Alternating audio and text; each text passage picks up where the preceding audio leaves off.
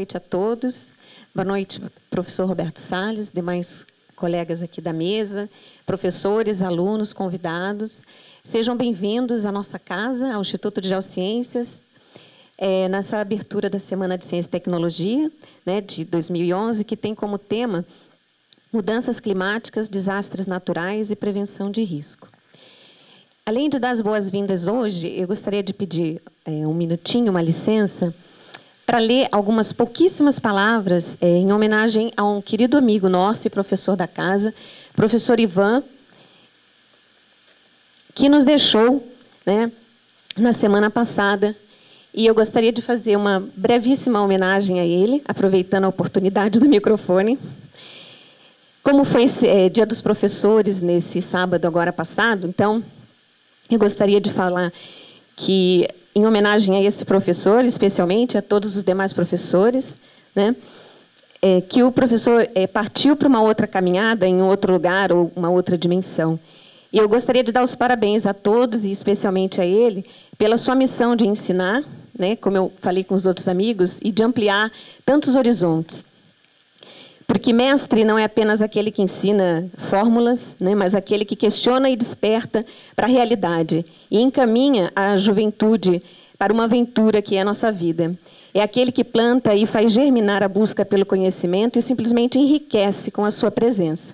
E assim era o nosso querido professor Ivan, que semeou e com certeza colheu muitos frutos em sua trajetória com a firme bandeira da educação e principalmente da ética e com questões relacionadas ao meio ambiente. Então, uma homenagem a ele e a todos os demais professores aqui presentes. Obrigada. E sejam bem-vindos.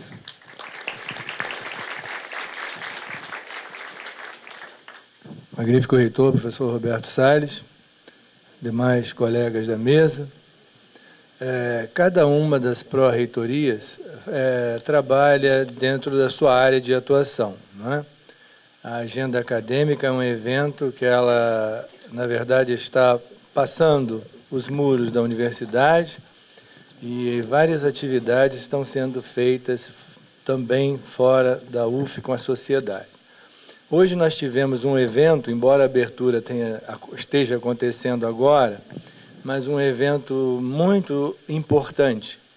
Nós fizemos a recepção aos novos docentes e aos novos funcionários da universidade, no Instituto de Letras. Foi um dia inteiro de atividades, explicando o que é a universidade, né, o que é trabalhar numa universidade, e na nossa universidade especialmente. Pela primeira vez fizemos isso com os professores e funcionários, e pelo que eu senti, foi um sucesso muito grande, as pessoas dizendo, nossa, vocês aqui fazem uma recepção para os novos servidores, não é? Todos somos servidores, professores, técnico-administrativos. E várias pessoas se colocaram, falamos da carreira docente, falamos de coisas, inclusive, que não são muito comuns, como, por exemplo, você sabia que a universidade pode colaborar com o seu plano de saúde, que você pode ter uma carteira funcional que vai te dar uns descontos, e várias outras perguntas que foram feitas pelos novos funcionários, estão entrando agora, e os novos docentes também.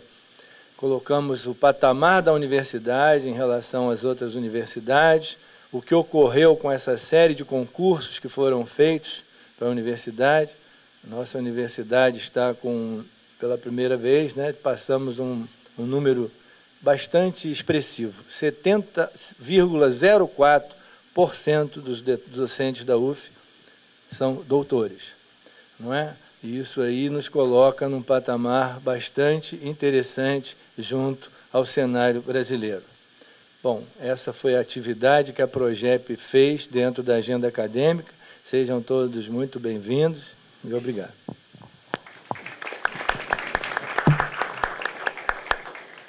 Boa noite a todos, magnífico reitor e demais membros da mesa, boa noite. Em nome do professor Sérgio Mendonça, da PROAS, gostaria de cumprimentar a todos parabenizar a organização desse evento, que é um evento magnífico, né? Um evento muito grande dentro da universidade. Estão todos de parabéns. Gostaria de colocar também o apoio da PROAS, né, na realização desse evento e desejar a todos uma semana de muito sucesso. Obrigada. É com prazer que eu estou aqui representando o professor Fábio Barbosa e quero cumprimentar ao magnífico reitor, o professor Roberto, e dessa forma cumprimentar a todo o corpo social da universidade e parabenizar a todos, porque nós estamos hoje iniciando a agenda acadêmica, que é o ápice onde todos os professores e seus alunos e técnicos estão apresentando os seus trabalhos para toda a sociedade que precisa conhecer e ter todo o respeito da Universidade Pública Brasileira e conhecer todo o seu trabalho desenvolvido durante todo o ano. A todos nós, um bom trabalho.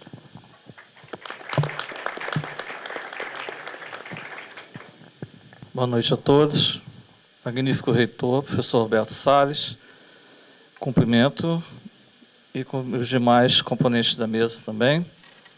Inicialmente, gostaria também de agradecer a todos que trabalharam pela realização deste evento, que é um momento em que a universidade abre as portas para a sociedade para mostrar toda a diversidade do que realiza, tanto em termos de ensino, pesquisa e extensão, e um evento que expressa a grandiosidade da universidade e, apesar de ser um evento anual, é um evento que se renova, uma vez que os projetos, embora alguns sejam continuidades, as atividades sejam contínuas, nós temos renovação, novos dados apresentados a cada ano, renovação de quadro de pessoal envolvido, enfim, eu acho que expressa todo o potencial do que existe no âmbito da universidade. E como se fosse uma prestação de contas também à sociedade do que aqui fazemos com recursos públicos. Então, eu gostaria de convidar todos que participem, além dessa solenidade, durante toda a semana, nas inúmeras atividades que fazem parte dessa agenda acadêmica, congrega também a Semana de Ciência e Tecnologia e várias outras atividades. Então, muito obrigado e desejo sucesso ao evento.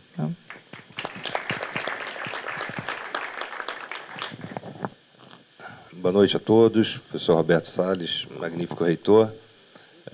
O professor Renato resumiu muito bem o que significa essa semana, uma semana de prestação de contas da universidade com a sociedade, e não somente uma prestação de contas, mas também um movimento de aumentar a legitimidade do que se faz na universidade, se mostrando do ponto de vista dos trabalhos aqui realizados, sejam eles relacionados ao conhecimento fundamental, sejam eles relacionados ao conhecimento aplicado.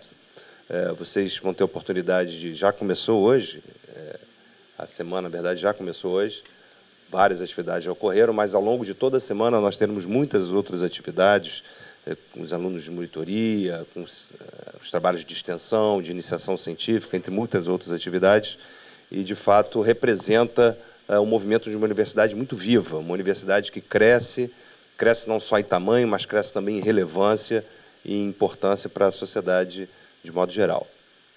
Então, eu queria não só registrar esse momento, mas também agradecer particularmente a toda a equipe que organizou o evento, que organiza, que estará tomando conta do que acontece durante a semana, de uma maneira totalmente despersonalizada, naturalmente que não é uma tarefa simples, é uma tarefa muito complexa de organizar uma semana desse tamanho. Nós somos uma comunidade, costumo dizer, que somando funcionários, alunos, professores, servidores, de modo geral, os alunos, nós temos um tamanho aí de um município médio no Brasil, mais, talvez em torno de 50 mil pessoas. Em breve seremos um número tão grande quanto esse. Então, de fato, não é uma tarefa simples, não só para o reitor, mas para toda a equipe e toda a comunidade. Então, eu queria parabenizar o esforço de todos, agradecer a presença da professora Tânia, aqui, a honra que nos dá com a sua presença, e desejar a todos uma ótima semana. Muito obrigado.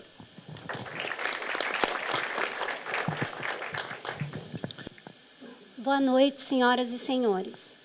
É com grande prazer que celebramos mais uma vez a excelência acadêmica da Universidade Federal Fluminense através dessa homenagem aos ex-alunos da UF que se destacaram em suas áreas de atuação.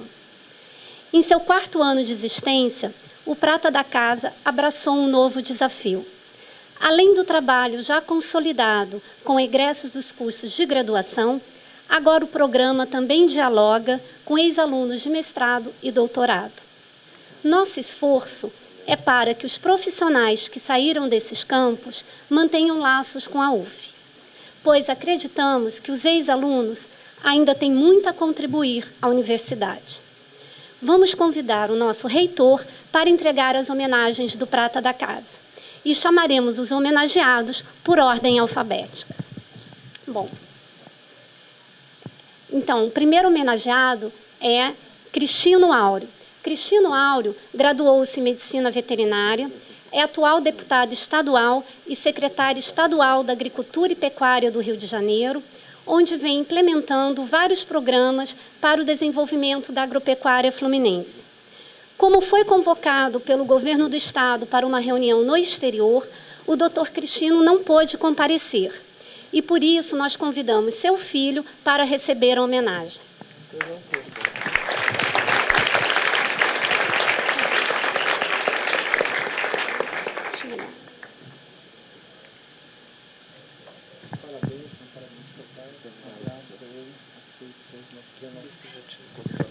Uma pequena recordação, né, da universidade, por ele ter sido ex-aluno e por estar ainda ajudando a universidade dentro da sua área de atuação. Então, parabéns, obrigado. Gostaria apenas de agradecer ao magnífico reitor, Roberto Salles, professora Rita, e estou aqui em nome do meu pai para agradecer essa homenagem e dizer que meu pai sempre teve um laço muito estreito com a universidade.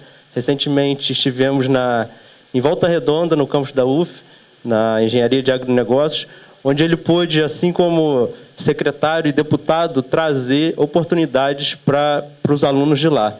Então, é muito importante essa homenagem, o Prata da Casa, para que as pessoas que estudaram possam trazer os benefícios que fizeram ao longo desses anos e que muito aprenderam aqui na universidade. Então, eu gostaria de agradecer, dizer que eu estou muito feliz, muito orgulhoso por meu pai estar sendo homenageado e tenho certeza que ele está. Ele lamentou muito hoje não poder ter vindo, mas pediu para que eu fosse e que transmitisse a mensagem de alegria que ele está sentindo por essa homenagem. Muito obrigado a todos. O nosso próximo homenageado, Eduardo Guimarães. Graduou-se em Engenharia Civil e Economia. Atualmente presta consultoria a organismos internacionais, entidades governamentais e empresas. No IBGE, entre 1985 e 92, ocupou diversos cargos de diretoria, bem como a presidência do Instituto.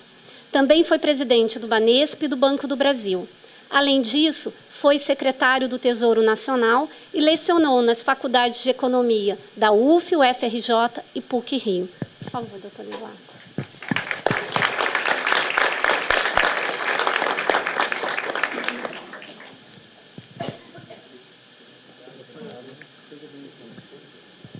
Por favor, receba essa pequena homenagem da nossa universidade e pedimos que continue firme, sem esquecer que a nossa instituição está aí para ajudar a nossa comunidade. Muito obrigado.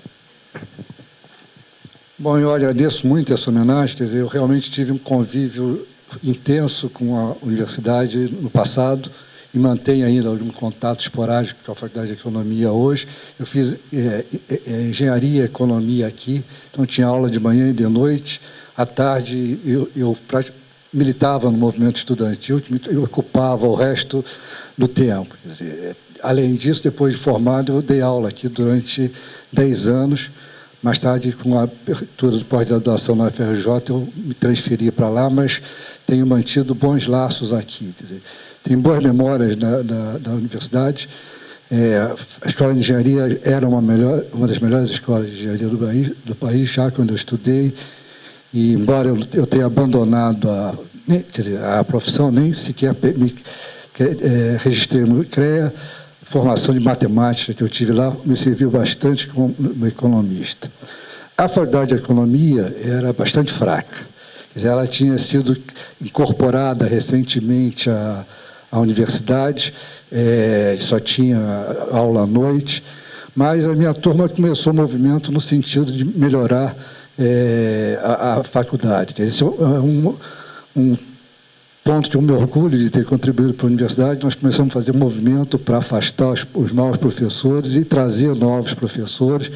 E esse processo deu início a uma mudança profunda, e hoje a Escola de Economia é considerada uma das melhores escolas do país. Quer dizer, eu realmente me orgulho disso. Não me beneficiei desse processo como aluno, porque os professores vinham, em geral, depois de mim, mas essa experiência fez com que eu me interessasse por questões de ensino, e eu, toda a minha vida, fiz muitas outras coisas, mas nunca deixei de dar aula aqui em outro lugar. Então, tem um laço profundo com as universidades em geral, e com a Universidade Fluminense em particular, e quer dizer, me sensibiliza muito essa homenagem hoje.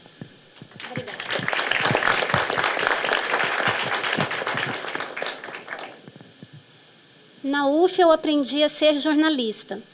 Foi lá que comecei a formar minha bagagem. São palavras da nossa próxima homenageada, Flávia Oliveira, que se formou em jornalismo em 1992. É comentarista de economia da TV Globo e da Globo News. Também assina uma coluna diária de economia no jornal o Globo. Recebeu diversos prêmios por suas reportagens especiais nesse mesmo jornal. Também recebeu da ONG AfroReg o prêmio Orilaxé pela atuação contra a desigualdade social. Flávia começou a carreira ainda durante a faculdade, no Jornal do Comércio. Por favor, Flávia.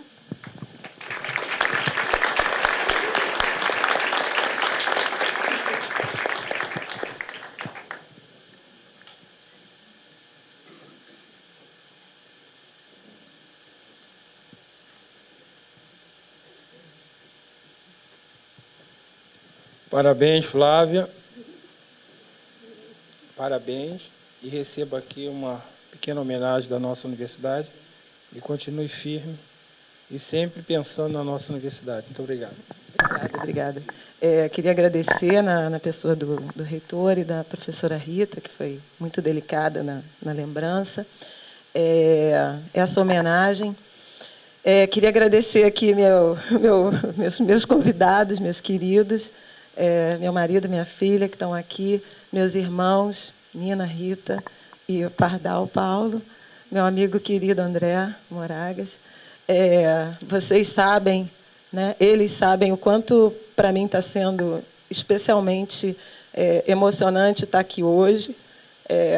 Essa homenagem, ela me emociona muito e chegou num momento de grande emoção na minha vida, porque faz 50 dias que eu perdi a minha mãe, e minha mãe foi a grande incentivadora da minha vida estudantil e acadêmica. Era uma mulher que estudou 5 anos, mas valorizou a educação a vida toda dela, e nunca desistiu de me colocar numa universidade, no caso, a UF. Então, para mim tem um significado muito grande estar aqui hoje. Eu sei que, fisicamente, ela não está presente, mas eu acho que a presença dela está muito forte aqui hoje, e eu queria, então, aproveitar publicamente o que eu já tenho feito em privado, que é agradecer a ela. Mãe, obrigada por tudo. Obrigada, gente. Desculpa.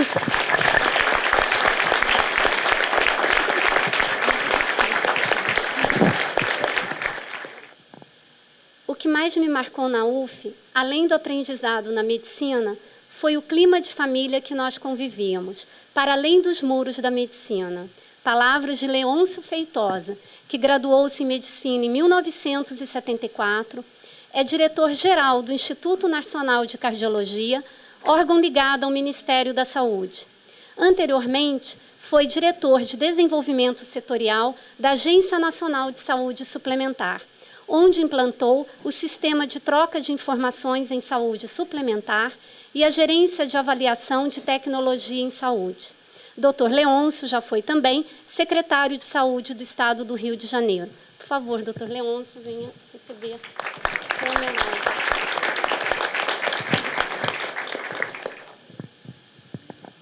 Parabéns. Receba essa pequena homenagem da universidade e continue firme e se sinta em casa, né, dentro da nossa universidade, apesar de já formado. Mas a universidade é nossa, de todos nós e sua também. Muito obrigado. Magnífico reitor, demais gestores, meus senhores e senhoras, meus colegas, professora Rita. Primeiro, parabenizar por esse projeto da Casa da Prata, que mesmo sendo como eu que não mereço, mas a Rita é muito generosa, a ideia é fantástica, é maravilhosa, porque faz a gente reviver, né? Esse convite, além de me honrar muito, trouxe muita alegria, me fez uma viagem do tempo que eu era estudante, junto com os meus companheiros, e eu percebo hoje com muita clareza o quanto a gente era uma grande família aqui na Fluminense. Além da busca do saber médico, da obsessão pelo fazer a primeira cirurgia, essas coisas todas, nós éramos, acima de tudo, uma grande família aqui na Fluminense. Aprendemos a lutar contra a ditadura. Aqui a gente tinha um pouco mais de folga do que outras universidades, na época dura. E, principalmente, nessas reflexões, eu fiquei muito convicto que, quando me perguntam onde é que você se formou, eu digo, eu me formei na UF, com muito orgulho. Muito obrigado.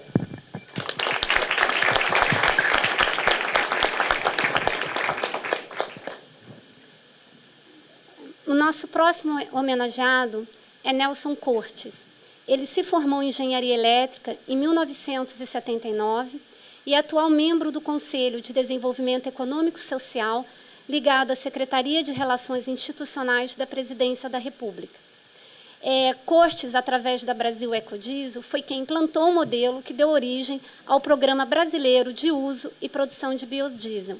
Mas como ele foi convocado para uma reunião de emergência em Brasília, ele não pôde comparecer a este evento, infelizmente.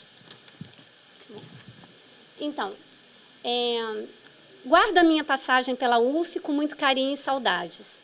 Sou grato à UF por tudo que ela me possibilitou na minha formação profissional e na minha vida pessoal. Palavras de Vinícius Viana. Graduou-se em Ciências Contábeis em 1989. Trabalha na Prefeitura do Rio desde 1993, tendo ocupado diversos cargos de auditoria e controladoria. Atualmente, é subsecretário de Gestão de Pessoas, administrando o quadro da Prefeitura, que conta com mais de 85 mil funcionários. Como controlador-geral do município, foi responsável pelo controle do orçamento da Prefeitura do Rio, que é um dos maiores do país. Por favor.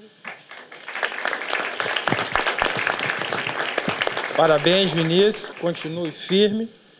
E a universidade estará sempre aberta a vocês todos, braços abertos. E esperamos fazer boas parcerias com todos os municípios, em especial o município do Estado do Rio de Janeiro. Muito obrigado. Obrigado, magnífico reitor, Roberto Salles. Eu estou muito emocionado também com essa homenagem, né?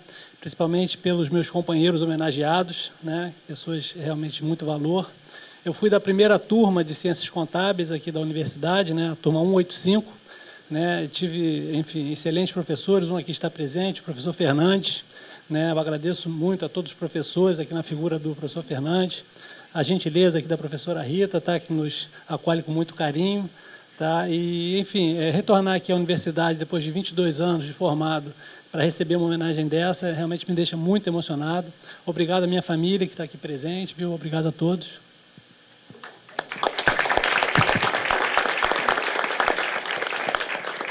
Quero agradecer a todos e principalmente aos homenageados que vieram a brilhantar esse evento. Obrigada. Boa noite a todos. Queria cumprimentar todos presentes à mesa. Queria cumprimentar toda a plateia, em especial os alunos que vieram do interior, que pertencem à Universidade Federal Fluminense, ainda mais com esse momento de chuva. Queria agradecer a presença dos homenageados, destacar aqui a presença do senhor André Moragas, diretor de comunicação da Ampla, do nosso professor e vereador Valdec Carneiro, dos diretores presentes aqui, professor Edson Alvise, professor Lagoeiro, professor Edson Alvise da Faculdade de Direito, professor Lagoeiro da Faculdade de Ciências Contábeis, Administração, Turismo, né, ainda tem mais umas duas agora recém-criada, professora Edoína, chefe de departamento presente, professores, familiares dos homenageados, amigos, senhoras e senhores. Esse é um momento realmente muito importante na nossa universidade, em que temos oportunidade de parar a atividade comum do dia a dia, que é o ensino, o aprendizado formal, e que os alunos vão ter a oportunidade de conviver com outros colegas de outros cursos e verificar tudo que a Universidade Federal Fluminense tem feito de importante para que seja reconhecida como uma grande universidade. Queria já adiantar para todos que nós vamos formar um grande consórcio de universidades públicas do Estado do Rio de Janeiro. UF, FRJ, Unirio, Rural, UERJ, IFET, Cefet. E nós vamos começar com uma mobilidade dos nossos estudantes. Um estudante vai poder fazer disciplinas, se ele mora perto de uma universidade dessa, vai poder fazer disciplina lá e ser reconhecido pela nossa universidade. Vamos trabalhar em conjunto também com a pesquisa e pós-graduação. Vai ser o maior consórcio do país, em número de professores, alunos, funcionários, orçamento e tudo. Vai ter um grande lançamento no Rio de Janeiro desse consórcio, e tudo no intuito de fortalecer as universidades públicas. Então, acho que isso vai ser muito bom para a nossa universidade. Então, eu queria desejar a todos uma boa convivência nessa semana, que não só da agenda acadêmica, também vamos ter a Semana de Ciência e Tecnologia. E queria agradecer mais uma vez a presença de vocês todos e se sintam acolhidos aqui na universidade. E hoje foi um momento realmente importante, com o recebimento de novos professores e funcionários dessa universidade. Eu posso dizer que nos últimos 4 anos tivemos mais de 600 professores entrando para o quadro permanente da universidade como um todo, em todo o estado do Rio de Janeiro, e também um número parecido de funcionários técnico-administrativos. E teremos mais concursos. Estamos lutando para ser aprovado o PL dos cargos, o projeto de lei, que cria ao todo 90 mil cargos de professores e funcionários para as universidades, para o Cefet, IFET, para o nosso colégio universitário, né, que não tem nenhum professor, e assim encontramos, do quadro. E o que nós queremos é isso, é fazer concursos públicos para botar professores e funcionários para a nossa universidade por concurso. E como já foi falado, o nosso número de doutores tem aumentado. E isso é muito importante para lançar a universidade num cenário bom dentro do Brasil e fora também do nosso país. A universidade também está dando possibilidade para os nossos alunos, para o intercâmbio internacional. Muitos alunos têm ido com bolsa, alunos que nunca viajaram, estão podendo viajar com bolsa para o exterior. É claro que não temos ainda possibilidade de mandar todos os alunos, mas a gente abre o edital que os alunos possam concorrer. Isso é uma coisa muito importante também em termos de experiência para os nossos alunos. Então, eu queria dizer para os senhores que foram estudantes da nossa universidade e os alunos que estão atualmente, que a nossa universidade está crescendo e com qualidade. Temos problemas pontuais aqui e ali, mas vamos resolver tudo juntos. E o que nós queremos é que vocês, no futuro, tenham uma boa formação e também possam voltar aqui com o prata da casa para serem homenageados e ajudando sempre a universidade, nunca esquecendo que vocês foram da UF e pertencem à UF como alunos do prata da casa agora.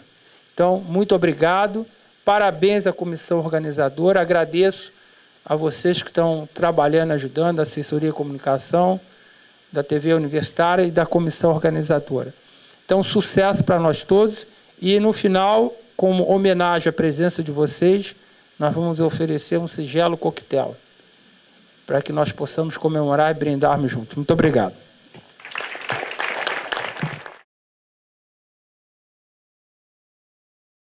O que eu vou mostrar para vocês é um sistema que foi desenvolvido por o INPE, que nós estamos divulgando e esperamos que ele seja utilizado largamente no Brasil.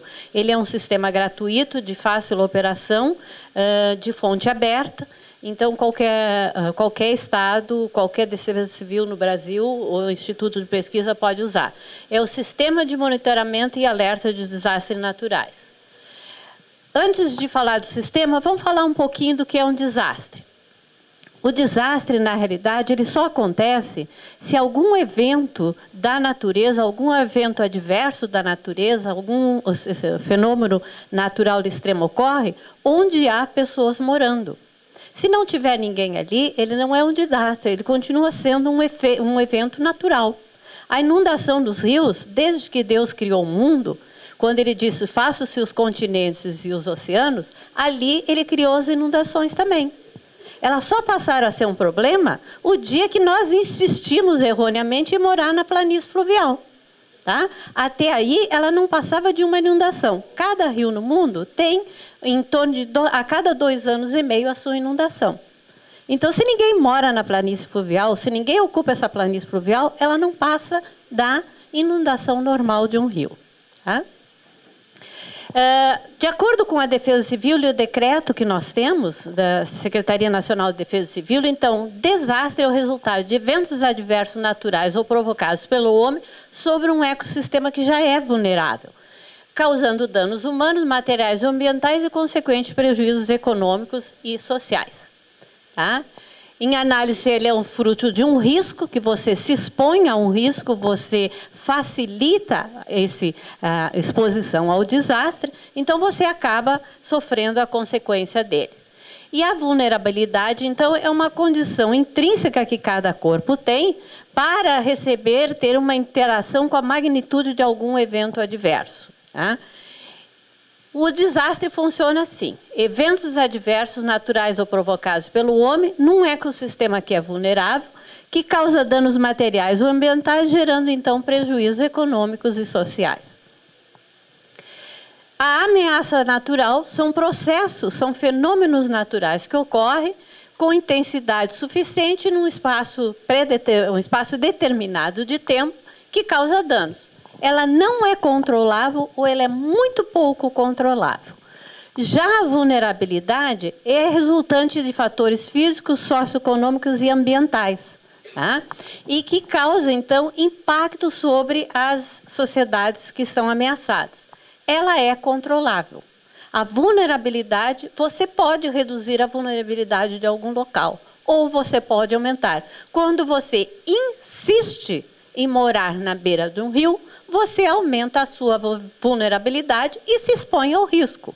Quando você insiste em morar numa pendente com alta declividade, você aumenta a sua exposição ao risco e aumenta a sua vulnerabilidade. Tá? Todas elas, então, juntando a ameaça natural e a vulnerabilidade, nós vamos ter o risco. Os eventos naturais que nós temos são enchente, terremotos, deslizamento, furacões, secas e vulcanismo. Nós não temos vulcão no Brasil, mas vocês estão vendo que desde junho tem um vulcão que perturba a nossa vida. Se hoje vocês quisessem ir para Buenos Aires, já não dava mais. Nós estamos monitorando, porque talvez amanhã ou depois o Salgado Filho em Porto Alegre, onde eu moro, deverá fechar por causa da cinza do vulcão chileno. Tá? Eventos naturais e vulnerabilidades, então, causam desastre que leva à perda de vida, danos da propriedade, grande quantidade de pessoas são afetadas ou morrem. A equação é o seguinte: desastre natural é uma destruição ocorrida provocada, por exemplo, por chuvas intensas. Aí você tem um desastre natural. Ou você tem uma destruição ocorrida por falta de chuvas. Você tem a seca. Tá?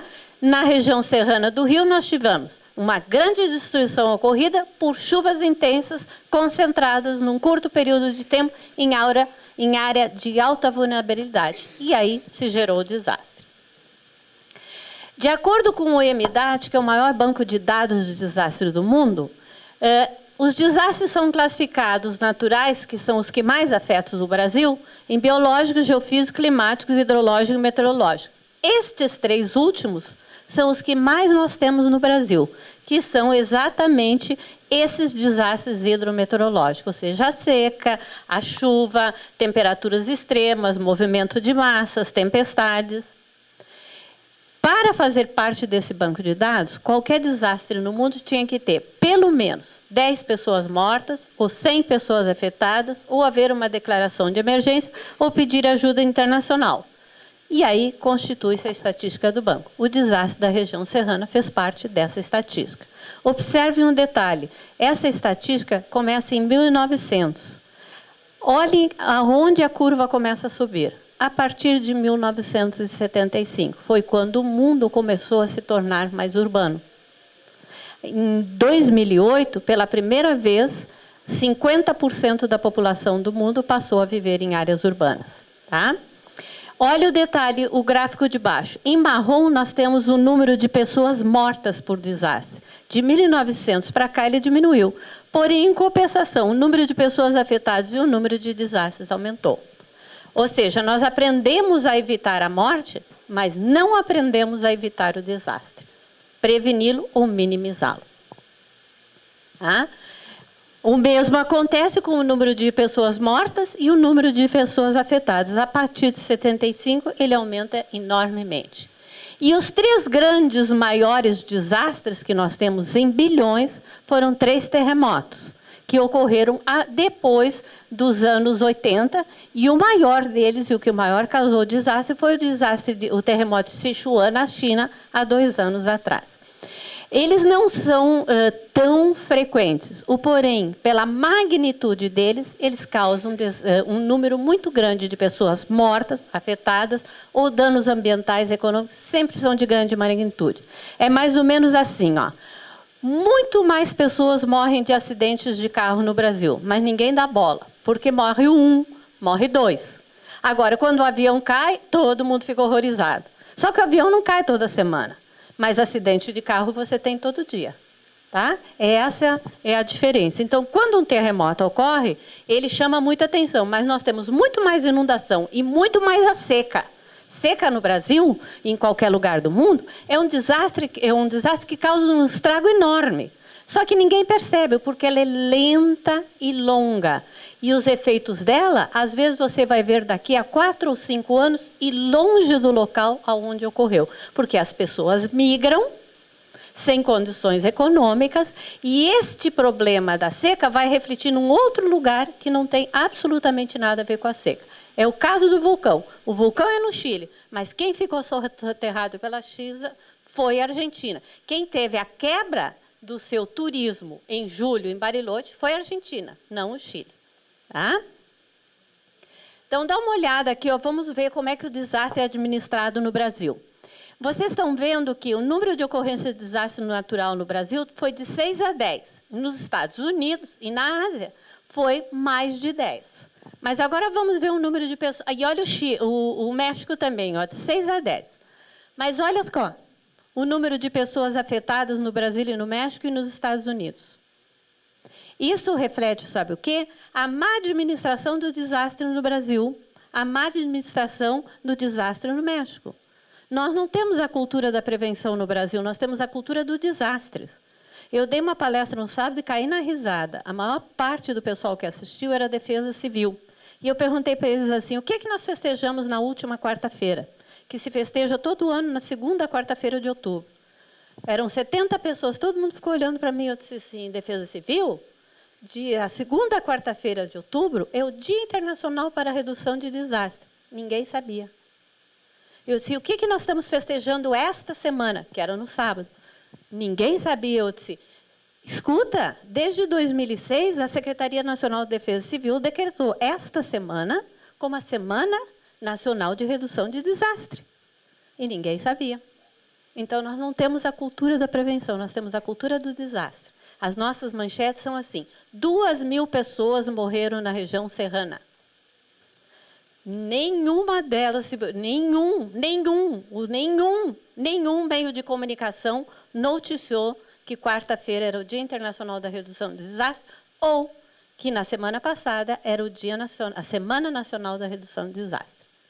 Havia o dia da chuteira de ouro do Ronaldinho, o dia do bico de prata da bota do cowboy, sei lá o quê, mas o Dia Internacional de Redução de Desastre, eu nunca vi ninguém falar nisso e nem lembro. Tem o dia da sogra, o dia da língua, o dia da banana, o dia da cenoura, o dia de sei lá o quê. Tá? Então, o Brasil não tem a cultura da redução de desastre. A maior parte dos desastres que nós temos são causados, então, por inundações, tempestades secas e epidemias. E as epidemias, elas são consequências também do próprio desastre. Estas são as fases do desastre. Quanto melhor for o antes, melhor nós reagimos no durante e mais rápido nos recuperamos no depois. Quanto pior for o antes, maior vai ser o estrago no durante e mais tempo vai levar para nos recuperarmos no depois. Este, no Brasil, deveria ser um círculo virtuoso, porém ele é vicioso, porque nós somos ruins na resposta, ruim na reconstrução, péssimos na prevenção e na mitigação e mais ou menos na preparação. Vocês estão aqui para comprovar. Nós ainda temos vários problemas na região serrana do Rio, vários problemas em Santa Catarina e já faz 2 anos, vários problemas em Alagoas. Então, a cultura do desastre ainda permanece no Brasil. Espera-se se destruir para depois se recuperar, porém se recupera mal. Então, isso nós temos que começar a mudar. Isso é uma questão de atitude, de planejamento, de decisão política e, uma coisa que eu costumo falar, não é só obrigação do governo prevenir desastre. 50% é obrigação do governo. Os outros 50% é nossa. Nós temos que fazer a nossa parte. E nós não fazemos.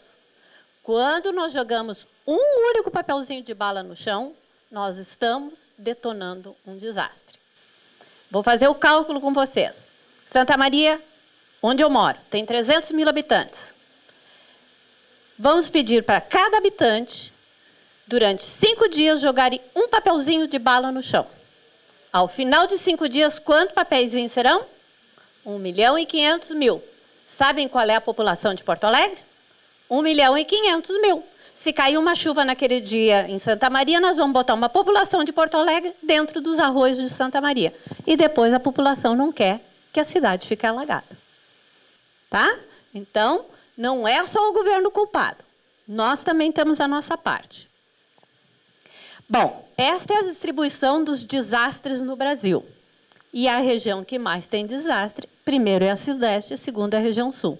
Por essa razão, nós instalamos o Geodesastre Sul no Rio Grande do Sul, que tem a missão de utilizar geotecnologia, sensoriamento remoto, GPS e sistemas de informação geográfico para fazer estudos e desenvolver metodologias para a prevenção e mitigação de desastres na região Sul.